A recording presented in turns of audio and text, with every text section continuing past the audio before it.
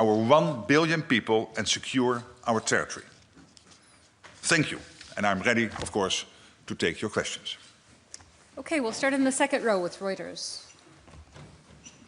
Thank you very much, Lily from Reuters. In the NATO strategic concept, the Allies agreed a few years ago that the Russian Federation is the most significant and direct threat to Allies' security and to peace and stability in the Euro-Atlantic area. Based on your discussions today, do you believe that all allies, including the United States, still share this assessment that Russia is the most significant threat to the alliance? And what role will NATO have in future discussions, if they take place, over the European security architecture? Thank you. Well, on the first question, there's no reason to debate the outcome of the strategic concept. It's there, it stays there, and what I hear from all allies is that they're completely committed to that thinking and also making sure that we implement all the measures consistently with that notion and that strategy. To the second question, that has to do, of course, with the peace process. As I said yesterday, when it comes to NATO, if anything about NATO would be discussed as part of the peace process, that will be dealt separately, so no news on that. All right, going here to the third row, Ansa. Hello. Hi. Secretary General Mattia Bagnoli, ANSA, the National Italian News Agency. The Kremlin essentially said no to the latest US proposal, or at least this is what we read in the press. But I mean, we've been there before. It seems like Groundhog Day. Do you agree that with those that who think that this is basically some sort of a psyop operation from the Kremlin to derail the US sanctions and the EU plan on the frozen assets, so kicking the can down the road? And secondly, the Finnish President Alexander Stubb said in an interview that the conditions for a just peace in Ukraine are unlikely to be met. And do you share that assessment? Well, again, as I said a number of times, there is only one person in the whole world who was able to break the deadlock when it comes to war in Ukraine, and that is the American President Donald J. Trump, and he did. He started in February to get engaged, and he is engaged up to and including today. And his team is engaged, including Steve Witkoff, Marco Rubio, and all the key players on the American side. And that's crucial, because in the end, US is by far the biggest ally in NATO and the strongest nation on earth. And it's really up to them first to break that deadlock and then make sure that others follow. But getting this peace done, as also the American president has said, is not something in a straight line in one go. You need proposals on the table, you need to have discussions, and we have seen the meetings in Geneva, in Miami, now yesterday in Moscow. It will be a step-by-step approach. The last thing I want to do is to basically make it more difficult to get to a deal by commenting on every in-between step. I can assure you that NATO here, the headquarters, myself, my team, is closely coordinating with the White House, with State Department, with all the relevant players on the American side to be of maximum help in this process, because we find it crucial. And we all agree that in the end what you need is a sovereign Ukraine which knows that we have in place the necessary so-called security guarantees by which Russia will, after a hopeful peace deal or a long-term ceasefire, will never again try to attack Ukraine, because then they know the reaction will be devastating. That's what we are aiming for. Okay, we'll come to the center here, the Finnish public broadcaster. Thank you, Rickard Hosu, Finnish YLE. How significant are the new pledges to Pearl in your opinion, and how do you respond to the criticism in some foremost northern member state regarding the burden sharing in general in terms of supporting Ukraine? And what's your message to the countries who have not yet made pledges to Pearl? Thank you. Yes, the number of countries not yet having made pledges to Pearl is really limited. As I said, over two-thirds of allies have now made pledges. We know that one or two, it's cooking at the moment in the government circles, and we have reason to believe there will be a positive outcome. So it's only a handful of nations now, a little over a handful, not having yet committed to the program. So that's the good news. I also understand the northern allies and others like the Netherlands or Canada or Germany saying, hey, listen guys, we need to spread the burden fairly. We need burden sharing here. But the fact that also today, I think it is in total 6 countries, maybe even 7, depending on some final decisions in their capital, have committed to the Pearl program, is also testimony that we are getting there. And that the burden sharing is now in a much better place than it was only, let's say, 4 or 6 weeks ago. And the fact that now even New Zealand and Australia, and they are not in NATO, they are close NATO partners through the Indo-Pacific Four Cooperation, but they are not in NATO, that they have also now committed to the program is really great news. And it gives us the sustained flow of weapons into Ukraine from essential US stockpiles, and it's also a signal to Vladimir Vladimirovich Putin, we are not going anywhere. We are here to stay. We are here to make sure that Ukraine has what it needs going forward. And in itself, that's also putting pressure on the Russians because they know, losing 20,000 of their soldiers a month now in Ukraine, that we will keep on supporting Ukraine going forward. All right, let's see, Euronews in the 4th row towards the center. Thank you. Shona Murray from Euronews. Can you tell us a little bit about the conversations in the room or the consensus, whether there was one in relation to the use of immobilized Russian state assets? Obviously, we know there's the announcement from the Commission today. There's some countries there that have assets like France, the UK, Canada, aside from Belgium, and the US had obviously had plans initially to use them. So tell us a little bit about the conversations and whether you think there should be a reparations loan using them. Thanks. Well, this is clearly something which is primarily, of course, playing out at the level of the European Union, and the European Union in close conjunction with the UK, US and others. So this was, let's say, indirectly today on the table. Because when we look at Ukraine for next year, if the reparations loan slash defreezing the assets or making the assets mobilized, whatever the exact phrase is we are using, if that is not happening, then it is absolutely clear that we need to get the money in another way. And I felt a commitment in the room, first, to see how far we can get. But again, that's on the EU side of town. First of all, to get this done. And of course, NATO has no formal position. This is really an issue playing out in the EU, and I have the full confidence in the EU senior leadership, including Antonio Costa and Ursula von der Leyen, to steer that discussion. But there was also a clear understanding that if somehow this is not working out, Ukraine cannot be left alone. Then we have to make sure the money is still there, as we have done, by the way, over the last couple of years, because we have been able to get the money necessary for Ukraine also without the frozen assets. But let's see how far we get, because, of course, it would make things easier. Okay, coming over here to the 3rd row, 3rd seat in. Sure. Thank you very much. Alex Cadier from TVP World. You mentioned hybrid threats. We've seen increasingly brazen attacks attributed to Russia, including the attack on the Polish railways, which put Polish lives at risk. What concrete steps is NATO taking to address, preempt, prevent these escalating attacks from happening again?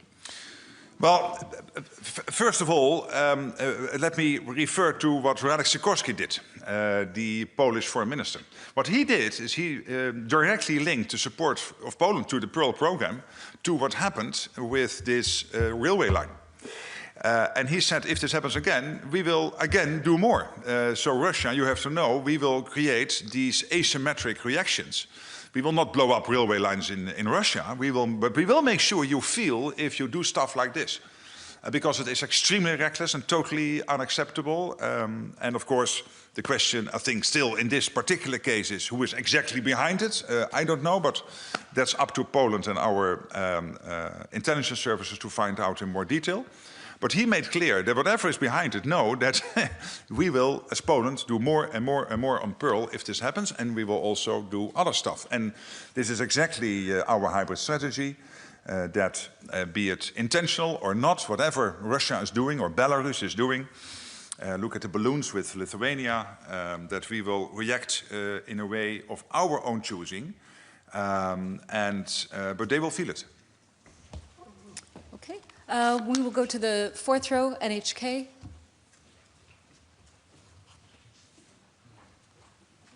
Satya from NHK, the public TV station of Japan. Thank you. Hello. Thank you. Ma'am. I'd like to ask about the annual report on China that has been endorsed today by the ministers, I believe. Could you share with us what new concerns were raised by the allies? What you see in the debate about China for some time now in NATO, and today was, I think, also testimony of that, is that we see China closely working together with Russia, North Korea and Iran when it comes to enabling Russia's war effort in Ukraine. China can be seen as one of the key enablers, maybe even the key enabler of Russia when it comes to the war effort in Ukraine, by sanction circumvention, by dual-use goods deliveries, and also by other means. At the same time, we see China rapidly building up its own armed forces with a lack of transparency. There's a total lack of transparency. And what we do know, is that even with the lack of transparency, is that they will get to 1,000 nuclear warheads by the end of the decade, that they have now more Navy ships sailing than the United States. They have, of course, a big shipbuilding industry. They have, anyway, a largely huge developed defense industrial base. We have some of the biggest defense industrial companies in the world now are from China. 5 to 10 years ago, you would find none. Now you find a couple in the top 10. So this is all evidence that we cannot be naive. And we know they're thinking about Taiwan. And we also have the absolute conviction that if China would ever move against Taiwan, that first Xi Jinping will call Vladimir Putin and ask him to keep us busy in this part of the world. So these theaters, the Indo-Pacific and the Euro-Atlantic, are more and more interconnected. So this is the type of debate on which we build on today. All right, let's come here to the second row. We'll have first Moldova. Thanks. Good afternoon, Yulia Sarvan, Journal TV, Republic of Moldova. Mr. Secretary General, the airspace of the Republic of Moldova was repeatedly violated by Russian drones, and the risk is very high right now for the citizens. Are there any concrete measures that allies can take in order to protect our airspace? And the second question would be, recently Kaja Kallas stated that the withdrawal of the Russian troops from the Transnistrian region should be part of the discussion in the negotiations of peace. I wonder whether you share this opinion. Do you think this could be a threat for Ukraine in the future? And yeah, what do you think about this? Thanks. Yes, on the second question, that has again to do with the peace process which the US is currently leading. And as I said, we are closely coordinating with the United States and of course also with other NATO allies to make sure we are aligned to the maximum extent when it comes to the peace process, all very much basically commending the fact that the US is doing this and that the American president has taken that initiative and feels the responsibility as being the biggest nation on earth to get this terrible war to a conclusion. But again, I'm really reluctant to discuss all kinds of specific elements, because me doing that in an official press conference would add complexity to the peace talks. So you have to accept that I'm speaking a little bit blurred on this and not as open as I would like to do. On the first issue, when it comes to airspace violations in Moldova, I can assure you that NATO and Moldova, and also countries like Romania, who is of course very close to Moldova, are closely coordinating with Moldova on this situation. Of course, trying to be maximum helpful and also clearly signaling to the Russians that this is reckless and unacceptable. Okay, and just next to her in the second row, Anadolu. Hello, Turkish News Agency Anadolu, Melike Pala. While peace talks too and war in Ukraine going on, we are also seeing that countries strengthen their military policies, such as extending service duration, considering mandatory conscription for all men, and also increasingly including women in mobilization plans. Some European countries have already revised actually their laws to include women in conscription or pre-mobilization training, and others are signaling similar intention. So I wonder, how do you see this trend? Does it reflect preparation to secure long-term peace in Europe or a response to potential future conflicts? Thank you. Well, when it comes to making sure that our militaries are to the max prepared for the situation at hand, and we know at the moment that Russia is spending about 40% of its state budget on defense, about $200 billion a year, and their purchasing power with the 200 billion is higher than we in Europe because of a different construction of our economies. They spend about 10% of their GDP now on defense. So given that fact and the rapid build-up of the Russian armed forces means that we have to react, and that is the 5% defense pledge, including 3.5% spent on core defense, and that has to do, of course, with men and women in uniform, but also with making sure that the defense industrial base can deliver the output necessary, like your defense industrial base in Turkey. There are over 3,000 companies, part of that defense industrial base, delivers the output to make sure that we can deter and defend. But then it is up to each nation to decide how do we get enough men and women in uniform. So you will have some nations with conscription, you will have some nations with models which are discussing conscription or make it more voluntary, like for example the recent decisions in Germany. Germany, I understand, there is a constraint by the constitution to also make that offer to the women, the young women in Germany. We see in Norway that in the meantime now 1 in 3 men and women in uniform in Norway are women. So this is rapidly building up. But in the end, it's up to each nation. What we will look at consistently is our nations delivering what they promise to do when it comes to interoperability, command and control, and when it comes to your specific question, the capability targets, including the size of the armed forces and the industrial output. And of course the money spent on that. But then those specific decisions are up to each country. Okay, we have time for a few more. We'll go to the fourth row on the aisle. Union, Ukraine, Dmytro Klitschko. Let's imagine the negotiations break down, both sides continue fighting, and USA stops supplying weapons to Ukraine even for money. Do you have a plan B for this? Thank you. Well, I do not. No, I don't think that plan B we have to think about. Because the US is very consistent in its support for Ukraine, like all NATO allies are very consistent. Of course, what the US told us is we want to supply Ukraine with the necessary weapons, both lethal and non-lethal, but we expect Europeans and Canadians to step up when it comes to the paying for it, and that's this Pearl program, where the US is delivering the necessary weapons, including the air defense systems and the PAC-3 missiles for the Patriot systems, but also for the other air defense systems, and all the other stuff and all the military gear you need to stay as strong as possible in the fight, paid for by European and Canadian allies.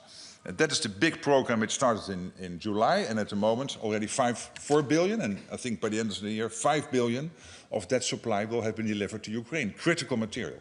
But I have no reason to think that we have to prepare for those eventualities. Okay, third row in the center here.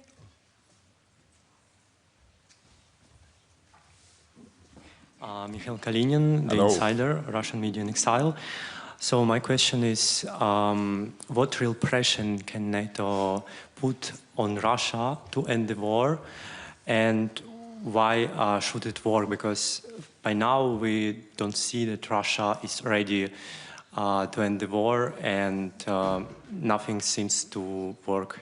Well, there is a peace process ongoing, and let's do the max to make that into a success. But if it is not successful, and what we have done consistently over the last 3-4 years, there's a couple of things. First of all, making sure Ukraine has the weapons it needs to fight the war. And the Pearl Initiative, starting in July and now having delivered at the end of this year at least over 4 billion, but I'm again confident we will get to the 5 billion for the full year, and then of course continuing the program next year of key US supplies to Ukraine, is also putting pressure on Russia, because it shows that we are serious. As I said, we are not going anywhere. We are serious. We will make sure that Ukraine has what it needs to stay in the fight. Secondly, we have the economic sanctions, which are having an impact on the Russian economy. And there is only so much Putin can do to paper that over. To a certain extent, with some sovereign assets and whatever he has, he can try to give the impression to the Russian people that all is fine. But we know that increasingly it is hollowing out. And he is getting to the end of the line when it comes to these ways of covering up for the huge economic impact of the sanctions. Thirdly, what we are doing is, indeed, when it comes to the shadow fleet, for example, increasingly taking action to make sure that we make it more difficult for the shadow fleet to sail. And if they pose a threat to the environment or to whatever vital infrastructure we have in our part of the world, that we will make sure that we intervene. And that's what we are doing. And all of this is putting pressure, of course, on the Russians, and we will continue doing so. And whenever there is a creative idea to do more, we will do more. But I feel all allies really being extremely motivated to get this done. And just next to him in the third row here. Hi, Alexei Minchonek, Belarusian independent media outlet Zerkalo. Relations between the United States and Belarus are going to improve. Now Washington has a special envoy for Belarus. In your opinion, shouldn't NATO also improve relations with Belarus? Could this help to separate the country from Russia? Well, I commend the American initiatives to see how that relationship can be improved. And I'm in contact with the special envoy, who is a specialist on this, who is doing great work, who is also working on getting some of the people freed who are still in Belarusian custody. So all of this is positive. And of course, if other nations could help, we will. But at the moment, I think it is really important that the US is taking this initiative. Okay, and final question, we'll go over here to Deutsche Welle. Ksenia Polska, Deutsche Welle for Ukrainian and Russian service. Thank you very much for the floor. So you talked about what is already being done to put pressure on Russia, but I would like to know, you are familiar with the matter of the talks. I know you don't want to talk about the details very much, but do you know whether the Russian position, thanks to your American counterparts, has moved a tiny bit closer to the Ukrainian position within these days, thanks to all these measures that are being taken? And also, what should the next steps by NATO and the European Union, the allies and partners, be to actually make sure that at some point, and we hope sometime soon, both Russia and Ukraine sit at the table? To your first question, I survived 14 years of Dutch media, and they're really tough. So I recognize the sort of question you ask, and I really respect it. But I will not get into it, because it still would get me into commenting on a process which I think benefits from me not commenting on it. So I will not do that. When it comes to the second question, we have to continue the pressure on Russia, because we do not know whether the peace process will eventually lead to a successful outcome. If so, we all pray for it. That would be fantastic, in a way where Ukraine is going forward as a sovereign nation, where Ukraine will be able to defend itself by its own armed forces, by credible security guarantees, so that other than what happened after the Minsk agreement, Russia will not try again post such a potential peace agreement. And that means continuing the flow of weapons, continuing the economic pressure, and therefore changing the calculus of President Putin for him to understand that there is no way out, that eventually he will have to compromise, be it now, hopefully, and if not, in the near future. Thank you. Thank you all so much, and have a good afternoon. Have a great afternoon. Thank you.